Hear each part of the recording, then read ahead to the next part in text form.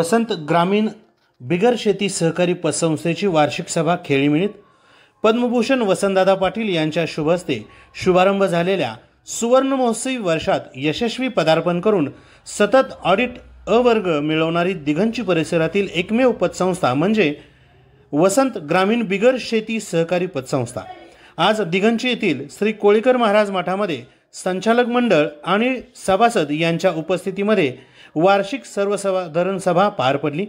यावेळी संस्थेचे चेअरमन श्री सिद्धेश्वर उर्फ नानासाहेब मेनकुदळे यांनी संस्थेचा वार्षिक ताळेबंद मांडला। आज अखेर संस्थेमध्ये 2.5 कोटीच्या ठेवी असून 56 लाख रुपये भागभांडवल आहे। तसेच 2.25 कोटी रुपयांचे कर्ज वाटप करण्यात आले आहे। सुवर्णतारण योजनेअंतर्गत 12% तात्काळ कर्ज उपलब्ध असून सुवर्ण महोत्सवी वर्षानिमित्त 1 ऑक्टोबर ते 31 डिसेंबर 2025 दरम्यान येणाऱ्या ठेवींवर 11% व्याजदर देण्यात येईल अशी माहिती यावेळी दिली।